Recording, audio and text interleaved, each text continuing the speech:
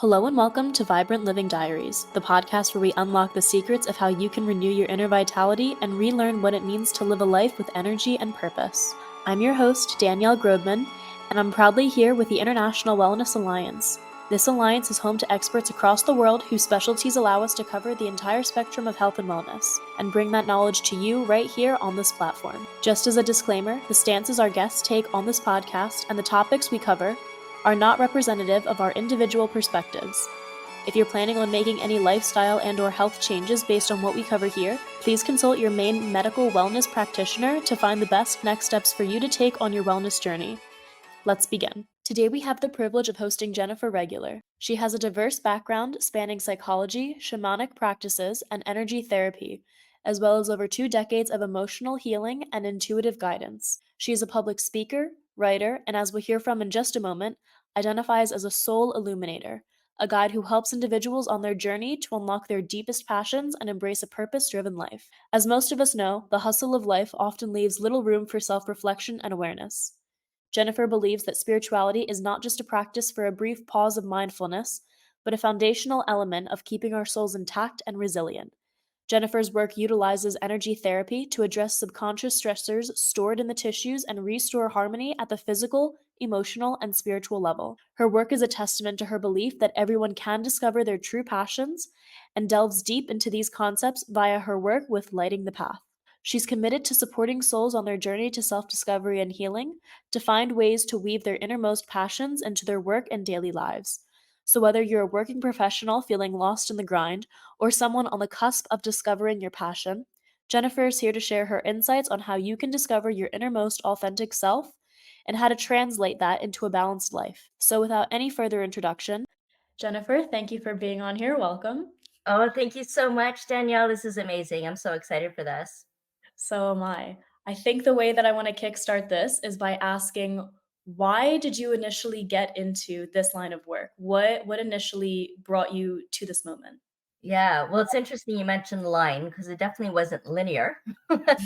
There were a lot of pivots and twists and turns along the way, but really a burning desire from a very young age for everyone to realize that they had a purpose, that they were meant for this world. And, I can remember being like 10 years old and just witnessing the world and how society can actually determine our destiny, how influenced we are by other people's opinions and ways of being and expectations, obligations, all of those things. And I always moved from a place more of passion and excitement and enthusiasm for life and what we can create with it. And so that journey really took me on all the ways that we're able to do that. And those who had become dispirited or felt like they lost themselves in the process of becoming who they were because they were trying to be something that someone else was trying to project on them, to help them through that. And then it became wanting people to really embrace their power. And that comes through a real healing journey of self discovery, which I went through myself and help a lot of others go through as well, so that we can become the people that we came here to be and do what we came here to do. The last time we spoke, and I don't know if I'm using this phrase correctly, but you spoke about gathering the black sheep as like an energy concept. And I wanted to know how this related to your work and just the idea of soul care, because I had never heard this term before. And you're talking Ah, about helping people find their passions, helping people just like reignite the spark within themselves. How does this absolutely. idea kind of play into that? Yeah, sure. So black sheep is someone who, you know, is part of the family, but not really part of the family. They're the ones that kind of stand out, do their own thing, the free spirits, maybe you can think of it that way too. The people that just had a different way of thinking and seeing the world and really just wanted to change it, and just, if I ruled the world, this is how it would be. Or they had Mm. really innovative ideas, right? So people who kind of struggled in the beginning to fit in, finding their place of belonging, finding out people who thought like them and not really finding that and feeling very alienated and isolated and outsiders, you know? And so being able to step into that spiritual sovereignty, like really trusting who they are, is the way that they're meant to be. And what I'm finding in recent years is that we're gathering those black sheep. we're gathering those spiritual change makers, the thought leaders, the innovators, the visionaries, and we're finding our tribe essentially. We're building community around that because we're learning how to commune with each other and with the world and be able to recognize who we are, what we stand for, and how we want to be leading our life. So, no longer trying to subscribe to society's expectations rather than being true to who we truly are, to be ourselves. And I love that you use the word passion because, as I mentioned, that's how I live my life, with courage, curiosity, compassion. And that passion really helps us to thrive and really elevates our quality of living and establish who we are and establish that higher consciousness model of living. Because when you break up the word passion, it's pass I on. That I is your soul's expression of what you're here to pass on in this lifetime.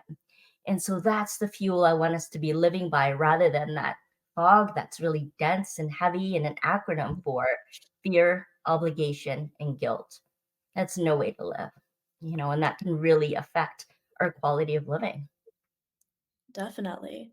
For someone who may be new to this kind of concept, how can they identify or find the signs that they may be this black sheep? I mean, I'm sure that everyone at some point in time has felt alienated. They haven't really felt like they belonged. I mean, I can personally say that I never really found a lot of commonality with kids on the playground, for example. Like if I Yeah. wanted to do the swings, they all wanted to go on the slides. If I then wanted to go on the slides, and they all wanted to do the monkey bars. It was always a bit of like an incoherence, we can call it. So How how can can someone someone identify, like, okay, I actually am like this black sheep? Or how can they identify, like, okay, maybe I just need to, I don't know, gain a different perspective?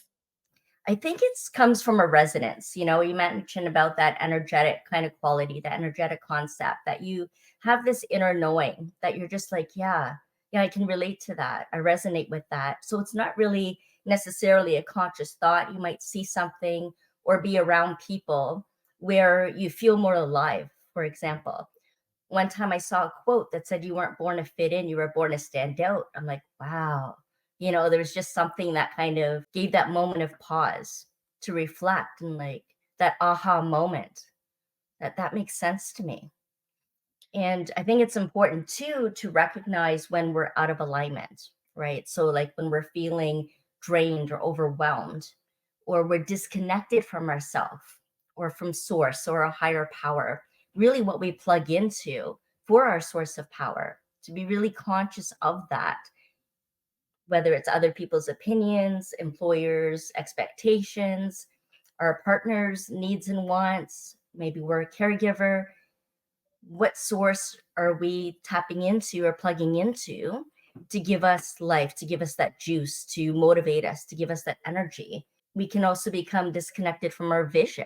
We no longer dream or imagine or want to create something. Instead of focusing on potential, we're focusing out of habit. And there's a whole list of others that I can talk about. And when we're recognizing that we're out of alignment, but really what it comes down to is not feeling like ourselves. If you ever find yourself just feeling off, out of balance, not really yourself around certain people, around certain environments, and you do in other places with other people and environments, then that really tells you something.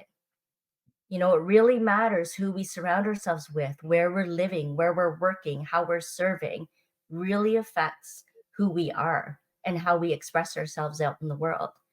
And so I think just to go back to your question, how do we know that we can resonate as a black sheep? It's really just something that that you resonate with, that you feel that on some level that you are different, and not to see it as a bad thing, that it's actually a really good thing because you were born to stand out. You were born to blaze the trails and create more and experience more in this lifetime.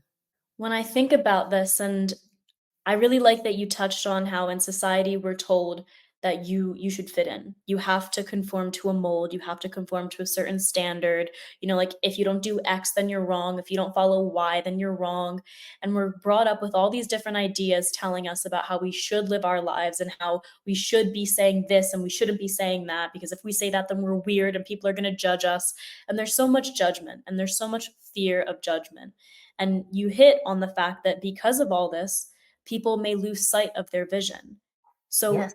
there is a person listening to this where they're maybe in a really bad work environment, or they just feel like their family situation may not be that supportive, how can they go about asking themselves those deep questions and start doing that kind of inner work to actually identify what is their authentic vision and not just what mom wants, what my boss wants, what dad wants? I've been in those places. I've been in those dark places that feel really heavy. Everything seems obscure. It's not clear at all. You're like stuck in the mud and you just don't know what to do, right? Because you know what you have to do. Like I mentioned, we tend to operate more out of habit than potential. And how I got myself out of those moments was when I could go deep inside and just see what's really going on here. I know that there's a deeper truth hidden in all of this. Show me what that is. And so, who am I talking to? I'm talking to my higher self, my higher power, the God of your understanding, creating that conscious connection, recognizing that that's our truest relationship is with ourselves, our higher selves, and those higher consciousness, right? And allowing that to guide you, because that's where the true power comes from. And then those ideas start coming in. When you give yourself some room to breathe and you start to simplify a little more, you start to cultivate some spaciousness in your life, those inspired ideas come in. And so it's not so much a thought process as in following and surrendering to the guidance, your inner yearnings to move with that, and it'll lead you exactly where you need to be. Everything that you need along the way will be there. Even when things seemed absolutely impossible, I didn't have what I needed to move on. I didn't see any kind of vision or future for my life because I was so stuck and distraught by the present moment and the current that I was in. There is that little bit of light, though. There is that little bit of light, and so you follow that light and it'll lead you out of the whole quagmire to be able to see more. Things become more clearly as you take those steps forward. So I guess the first step then is really to give yourself that time to reflect and contemplate, to create some spaciousness in your life, to simplify some things so that you have a little time to be able to reflect and make choices that are more life supportive for you. The way that you talk about this, it almost reminds me of almost listening to your intuitive voice. And for a lot of people, at least I can speak for some of the people that I knew while growing up, they didn't really feel like they fit in at school. They didn't really feel like they fit in at their homes. They didn't really feel like they fit in their communities.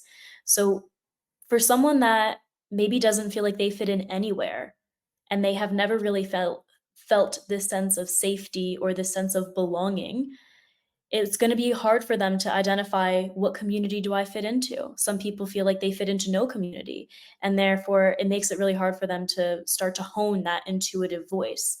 What would be the first steps that they could just take as individuals? You talk about connecting with the higher self, but what if they have never even imagined a higher self for them? They've always just been where they are feeling stuck. hmm So you connect with the things that you know give you some comfort. You can connect by putting your hands over your heart. So left hand over your heart, right hand over your left, and dipping your chin down and just holding yourself there, holding your heart, connecting to your heartbeat, connecting to your heartbeat, and just feeling that, letting yourself know it's going to be okay, that there is a way through this, and you are going to get yourself through this. And just really feeling into that. I also am such a strong believer in nature connection.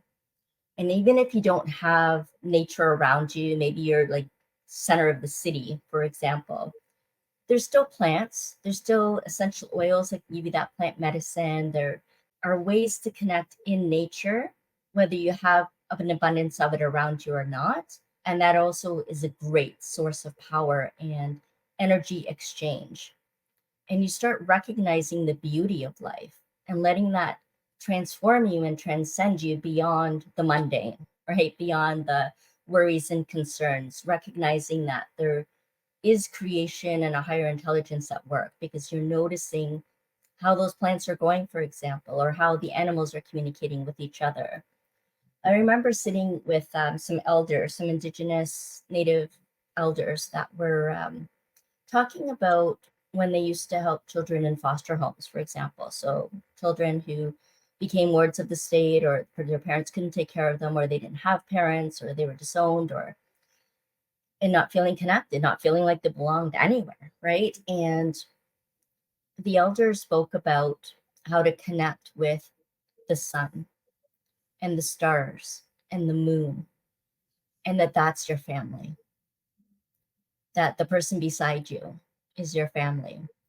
And as soon as you put in a quest for yourself to find where it is that you belong, where do you need to be? For me, it's usually land and nature that draws me. Sometimes people find their community, a sangha, which is a spiritual community, or a classroom, a school, or a mentor, a coach, a therapist, somebody to help be an ally, to provide that guidance with you and for you, and help bring that out of you, to give you those questions to reflect on so that you can go deeper and learn more about who you truly are and how you'd like to be expressing yourself. So there are lots of different ways that you can actually connect. Shifting a little bit, you mentioned last time that something that I really did wanna elaborate on just a little bit more here today. You Mhm. said that soul care is the new self-care, and Yes. anytime I think of this, I think, well, aren't they synonymous? Aren't they the same? The way that you said them, yeah, it sounds like they are 2 different concepts. So, when I think of self-care, I think of making sure that you're peaceful, I think of making sure that you're okay, I think of, taking care of yourself both physically and mentally, and then when I think of soul care, I also think of taking care of yourself mentally, taking care of yourself. So, what are the differences between these 2, and how is soul care the new self-care, but self-care isn't exactly soul care? Yeah, absolutely. So they are very similar, but there's some subtle differences as well. And the way that you spoke about self-care actually is somewhat more like soul care. So part of it is just the way that you think about self-care. Some people see it as being very selfish, for example. You're thinking of it as a way of exploring peace, experiencing more peace in your life. So that, in a sense, is soul care and more that mental component. Generally speaking, self care actually causes you to do more and push yourself more. I have to exercise X amount of times a day or eat a certain amount of calories or a particular diet. I have to get proper sleep. I need to take care of my physiological needs, right? Like home and shelter and money situation and family and all of those type of things that actually come from a place of lack, deficiency, that we're not enough. And that's one of the things that I take issue with self-care, when we're thinking of it in this perpetuating cycle of have to and the shoulds that you mentioned earlier. Those things are very essential. I do want to say that. But it also operates at a sense that we're not good enough, that we're not worthy enough. And we have to do all of these things so that we meet certain standards, right? Whereas soul care encourages you to actually do less and allow you to naturally recalibrate. So, going back to going out in nature, for example, it's not like we're looking for something to do with nature. We're actually just like naturally taking a walk without any intention or attachment to some sort of outcome or reward from it. It just naturally resets us. It helps us to recalibrate. And in self care, like with society, when we look at it more collectively, we focus mostly on esteem needs, right? The ego self that's concerned with achievements, mastery, independence, control, respect from self and your others, right?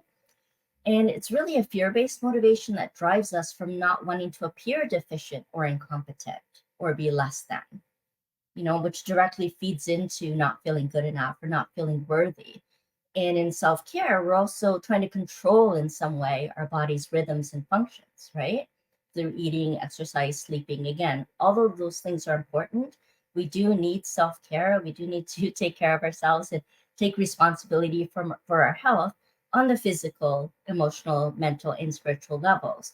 We don't do so well, generally speaking, on the emotional and spiritual level, right? And the mental one is really good too. Like we do want to talk about mental health, mental wellness, and not so and knowing how much disorder that creates with through anxiety and through depression, for example, feeling overwhelmed, numbed, exhausted. And in that sense, we're actually reacting more to life than responding to it. And those are some of the costs of not engaging in soul care. So we may be engaging in a lot of self care and be experiencing all those things because we're not meeting what our soul needs. So, not so much what we need for our bodies, but what does our soul need? What feeds and nourishes us in a way that we can actually thrive, where we can reach a level of self actualization and realization, where we can really appreciate and connect with the beauty of all of creation and that wonder of life we had as kids, exploring and discovering and wondering about, what else is possible, for example, where you get to do more of the things that we love to do. We get more creative. Those are things that really feed our soul. So again, when we're looking at self-care, there's a tendency just to go back to the basics, right? Taking care of our biological or physiological kind of needs. And those are important, but it doesn't really get us anywhere. It doesn't kind of elevate our life or give us a stronger quality of life.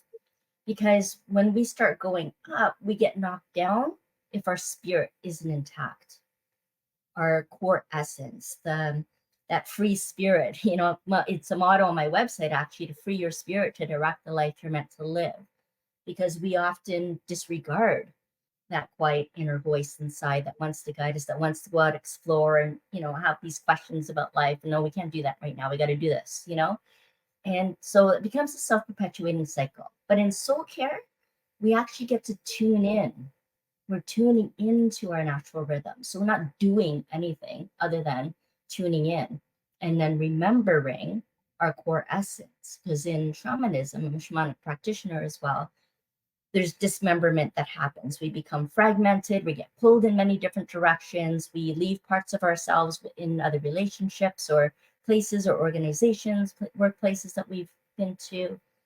And when we remember who we truly are, we kind of become whole again. That's part of the healing, is that it's just returning to wholeness, letting go of anything that's not you, and really just coming back to who you truly are. So that remembrance brings us more peace, more clarity. And then we get that sense of purpose. And then we start living our lives on purpose. So with soul care, the soul actually leads, right? And that's where we get to access that intuition, our innate wisdom, and then practice discernment. We choose what's more life supportive for us. So rather than listening to the voices of tradition, authority, or the majority, we take responsibility for having our needs met rather than expecting someone else to fulfill them as well, right? So there's less dependency on others. And so there's less need for their approval and acceptance, because then that comes from a fear of not getting what we need and want. We're able to provide that for ourselves. And it actually gives us courage too, right? Courage to respond without defenses. So we're not reacting to life, we're actually living it with authenticity and integrity. And those are some of my truest values that I choose to live by. There's a lot that I can unpack with what you just said. But the first and foremost thing that I was thinking throughout, it was genuinely, you said that self-care is derived in a sense from ego. And the soul has no ego. It is just a spirit, for lack of better words. It's energy.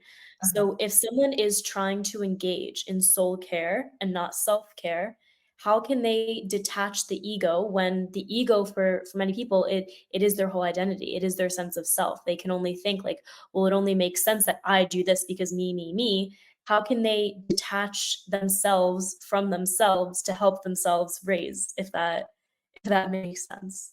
Yeah, well, you can kind of employ ego for the soul. Let the ego do the soul's work. So it's not about separating the ego out. It's just teaching it, who's boss, basically, right? Mhm. It's training it to follow what it needs to do to meet the needs of soul. Ego, when you break up, well, not break up the word, but when you use it as an acronym, it's edging God out. And God of your understanding, or you can think of it as good orderly direction, right? Another acronym of God. Then when you're doing that, you're not consciously connected. That's when you're operating out of habit instead of potential, because it's coming from a place of a need for safety and security, right? And there's nothing wrong with that per se, but it's Again, not helping you to really thrive and have the best life you can possibly be and become the best version of who you can be. Whereas soul, when you use that as an acronym, it's sending out universal love. Love, another acronym for lots of vital energy. So both of them give you energy, but with ego, it'll actually eventually drain you. So that's where the overwhelm, the burnout comes from. Whereas soul actually makes you feel alive. You feel that love. It's blissful, it's peaceful, it's joyful, it's just incredible to be able to be in that space. So, how do you start moving into that? Well, you start doing the things that you love to do that are meaningful for you. You start creating conscious connections. So, then you do go out in nature or connect with your plants, move away from the screen for a little bit. Maybe you surround yourself with people who love you, who lift you up, who make you laugh. You know, laughter is a great medicine. People who encourage you to live your life's dreams and desires, who want to hear about that, not say, oh, you can't do that, or, look down on you for wanting to do something different that they haven't dared to do. So, really engaging in activities that can bring some sort of peace or contentment or joy for you. And then watch for how that lights you up, right? Because the more that you receive of that kind of energy, the more you can give. So you actually feel limitless, And so, yeah, creating that conscious connection, just really aligning with your true source of power and enjoyment. Maybe that's through meditation and prayer. Maybe it's through oracle cards, divination cards, tarot cards that gives you some sort of guidance, right? Yeah, just allowing yourself to just really come back to who you truly are and getting to know who you are really, really well. So maybe through a journaling practice, some reflection. There's a simple exercise I often take people through called a reset. It's a brain gym exercise. And I can share that with you, actually, Danielle, if you want. Yeah, yeah, I would love to. One of the other questions I was going to ask was how do you implement these practices in your own professional business? And this is kind of a nice segue into that. Yeah, absolutely. Okay, so usually the entry point for when people come to see me is when they're at a crossroads, when they're crossroads in their life and their business, and there's a couple different directions they can go. I tend to work with a lot of multi-passionates too. So like everything's exciting and you want to do all of it right away. You feel very inspired and creative and you just love so many different things, but none of them really comes to full fruition because we're kind of scattered in all of the different projects, or energy is, kind of diffused along everything. So it's great to have that connection with the creative source.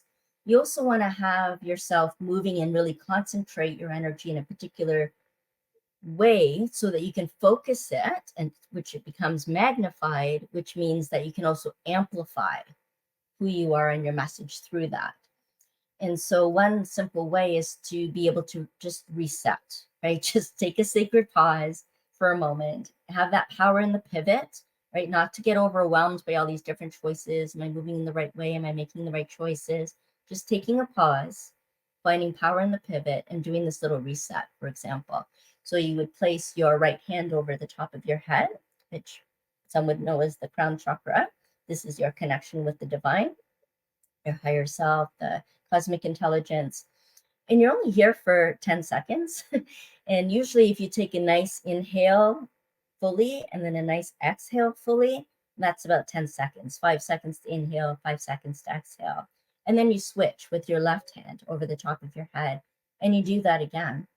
And so the whole thing takes 20 seconds, but it's rebalancing the left and right sides of your brain. Quite often, what I hear people comment on is just how much more settled and grounded they are and how they find comfort and peace in that. And it only took 20 seconds to do it, but sometimes we just don't, we're in our heads that we don't have time for these kind of things. 20 seconds, really? You don't have 20 seconds that you can do that. But it's that switch that we need to be able to do it, right? To stop, the habit energy and actually pause and take 20 seconds to do that. And that comes through a willingness. That's the switch, really.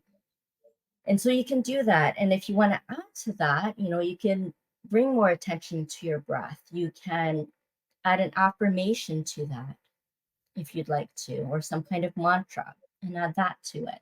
You can close your eyes. You can put the other hand that's not on the top of your head over your solar plexus or just above your belly button on your stomach or even your heart. That physical touch also helps bring us back into our bodies, back within.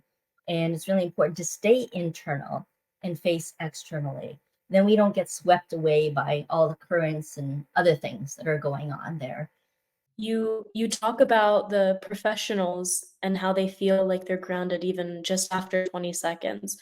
What is something that you see a pattern of with the kind of people that you work with that it's just leading to this either self-doubt, this feeling of unease, this feeling of they're not feeling authentic? What is something that you found that it's almost like a commonly occurring pattern that maybe people need to pay more attention to? Yeah, I'd say the most common pattern, because I interview people globally, so from literally so many different countries around the world. So they're in different environments, different cultures, different expectations, and yet their stories, what's really similar is one being purpose driven from a really young age, going through a lot of turmoil, trauma, and drama in their life, and strengthening their spirit through all of that and being true to who they know they came here to be and do what they came here to do. So there's a conviction in that. It transcends beliefs and mindset and goes on to having that conviction, being driven that moves you beyond any fear that keeps you going. So that was one thing. And the other thing is they all talk about they just knew there was something more, or they felt that there was something more. They didn't know what it was. They don't know what it is, but they were driven by that curiosity, that knowing that there was something more. And so their quest through life, there's so much that we go through in our life, and I call them, initiations or rites of passage that we go through so that we have that rebirth in a sense. That's the whole cycle of transformation, is that awareness, the rite of passage, and then the rebirth that happens. And that's the similar pattern that happens in every single one of those stories. And in terms of all of those people all having that initial drive, is there anything within them that makes them feel like they're not fully authentic, even though they are in this pursuit of something more? Because it sounds like the Mhm. pursuit of wanting to experience what this higher power, the more like secret to life, we can call it, like what else there is, that Mhm. seems like it comes from a very authentic place. But then again, if they are coming for help, it's because they feel like there is an incongruence with how they're living and how they want to be. That's right. Yeah. And that's when you start noticing that you don't feel like yourself, that something's not right. And you may not be able to put your finger on it exactly. It's an uneasiness, it's a discomfort, it's a restlessness. Noticing those feelings, I guess, is what would be key. Recognizing that something isn't right. And in terms of recognizing that feeling, a Hmm. lot of people, even if they are on this path Hmm. to understanding what's more, they're so out of alignment with themselves already Yeah. that they are kind of just walking around mindless. They're kind of numb. They kind of don't really pay much attention. They don't really care too much about certain things that maybe they should be caring about. What are some common, I guess you can say, signs Hmm. of these unalignments manifesting? Oh, sure. Yeah. That you're no longer sure, like you were just saying, that you're not so confident in who you are in your mission, that there's more pressure and obligations than being driven internally by a desire for a better life or a better way or something that you need to share. We tend to busy ourselves or distract ourselves in a lot of different ways, and yet not kind of reaching our accomplishments, our goals, our achievements, not really getting the kind of success that we were after. There may be that you don't have any clear intent. You're just kind of floating along, kind of drifting from one thing to the next, or following the next shiny object, hoping that's going to bring you some kind of satisfaction, right? Feeling drained and disconnected. Maybe you're directing your time and energy to things that are less priorities. So you kind of lost touch with what's real, true, and meaningful for you, what brings you that feeling of aliveness, the joy and the passion. Maybe you're just trying to get through the day. You're more into survival mode, right? maybe grasping, like you say, this quest for the something more. It's not really so much that we're pursuing something, it's more like we're following our soul's calling in essence. It's a very different energy from pursuit. It's being drawn to something, and you usually end up exactly where you need to be, doing what you need to be doing when you can surrender to that. What I find too is that people experience a lot of disappointment in themselves because they didn't follow through on something they wanted to do. They broke promises to themselves, that they weren't true to themselves. On some level, we know that, and it manifests as disappointment, perhaps, or shame. And when you have those kind of, I don't want to call them symptoms, but those kind of, well, we'll call them symptoms for now because I can't think of a better word at the moment. Sometimes language is beyond me, but when you're noticing that, that's what develops into imposter syndrome. Mm. You know, I've seen, and this is what's interesting, is that in the studies of imposter syndrome, it's actually primarily experienced by high achieving people, by overachievers, which doesn't quite make sense, does it? Because you think they'd be successful because they're always doing something that's meaningful and important and seemingly leading to success, and people see them as being, on top of the world sort of thing, and yet they're not feeling that at all, and they feel like an imposter, that they're in contradiction of how they're living their life and how they see themselves to be, or how others are seeing them. It's incongruent, right? Other signs, they're being avoidant,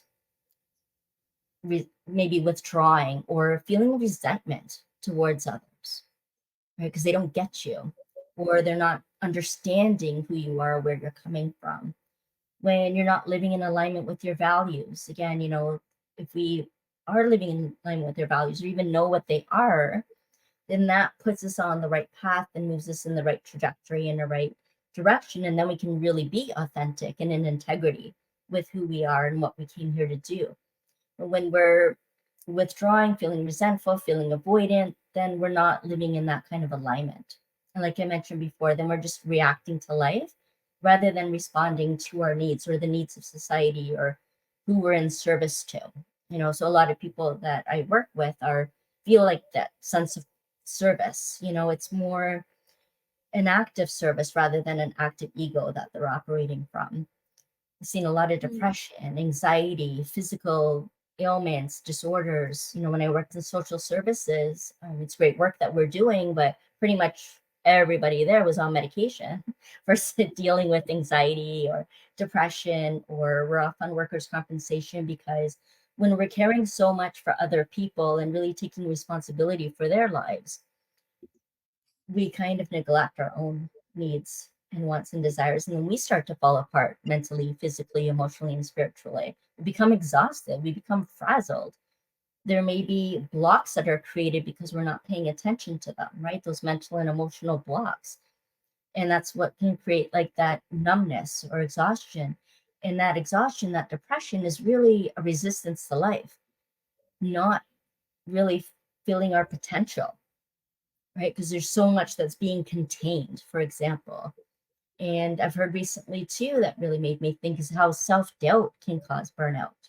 That was You know? actually going to be one of my next questions Oh, there because we go. Okay. yeah, because I was thinking about this, and you're talking about, busy work, this idea of imposter syndrome, and a Mhm. lot of the times, if I ever find myself doing busy work, it's Yeah. because I'm doubting my capabilities to do something else. So then I'd Ah, rather fill time with something than do nothing, for lack of better words. And then I have the sense of imposter syndrome because I'm thinking, oh goodness, if I don't know what I'm supposed to do, then who am I and what's my purpose and why am I here? Oh, I better just busy myself with whatever it is so I don't have to think about these things. But it all stems from a place of self-doubt. So touching on self-doubt, that is at least how I see it, how it interconnects with the busy work and with imposter syndrome. But in your own line of work, how have you seen it in terms of what initially triggers that? Like how does it manifest throughout time? it's a matter of priorities, what you're prioritizing as important. So, for example, that's about productivity and performance. Okay, and then we say that we want health and wellness, but we tend to prioritize productivity and performance above that. And so, what I dare people to do is, what if you just switch that a little? Doesn't mean you're not going to be productive or you're not going to be, performing at your best level. But you're prioritizing your health and well being first, then that shifts everything. What you focus your time, energy, and intention to. And then you actually realize that a natural byproduct of that is increased productivity and performance. And you're in alignment with who you truly are because now you're really taking care of yourself. You've prioritized your health and well being above anything else. And because they work with solopreneurs, that's like paramount importance because they are their business. So if they're taking care of business, they best be taking care of themselves because everything that they do comes from that. When you love who you are and what you're doing, then that love comes through everything you're doing, right? That's the soul centered approach, sending out universal love. So being able to focus on health and wellness above performance and productivity is what's going to create that deeper meaning and satisfaction and really be on purpose in alignment with your values and being able to prioritize then all of your time and energy. And for visionaries, it's actually the energy and the passion that creates the impact, not necessarily anything else they're doing related to business, but it's their energy and their passion. And that's why I'm so passionate about passion, right? The pass I on and managing your energy in the best way so that you can be passionately productive and perform at your highest level and to really elevate your excellence by taking care of your health and your well-being. So where does it come from? It comes from that fear deficiency of having to perform and produce in a certain way. And as long as you're doing something, then you feel like you're being productive and that you're performing. How is that doing for your health and well-being though? And what are you really achieving through that? And be able to admit it, and to own that. It's like, yeah, sometimes I'm just busy because I want to seem like I'm doing something productive and that, it's going to get me somewhere or that, yeah, I'm doing something. We're so uncomfortable. I know I am sometimes with silence. When I heard the word relax and, near the beginning of my journey, I would cringe at the word relax. I'm bit, I have things to do, places to go, people to see, like very much driven and enthusiastic. And then recognizing how important it is to take some space to reflect and not always be on all the time and have to act on things all the time. So giving some space from a demand or request to responding to that, for example, being able to check in with yourself and notice if this really feels good, if this is the direction that you want to be going, rather than life passing you by and having regrets in the end. So, really making sure every now and then, at least, that you are living your passion and purpose and that you are taking care of your soul's needs and that you're living your best life. I know how cliche that sounds, but isn't that what we want? Exactly. And I think that's a really great way to wrap up today. 40 minutes went by really quickly. Yes, it did. It really did. Yeah, some things to consider, maybe a takeaway, and maybe some questions or comments that'll come in about this and see where people are at and what they're curious about. Yeah.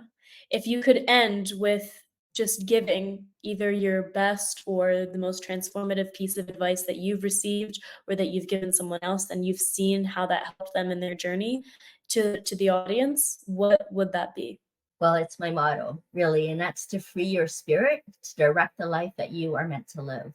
Wonderful. Well, thank you very much, Jennifer, for taking the time today. Oh, thank you so much, Danielle. This was so great. And that wraps up today's episode of Vibrant Living Diaries. It has been an absolute pleasure having you with us. A huge thank you to our guest for sharing your expertise and to the International Wellness Alliance for making this possible. Remember, the insights and stories we've shared today are steps towards embracing a life of holistic fulfillment. We hope you've been inspired to take the next step forward in your own wellness journey. As always, we're eager to hear your thoughts and experiences. Connect with us on our social media platforms and feel free to share how you're integrating the knowledge gained here into your daily life. Your journey is important to us, and we look forward to growing together.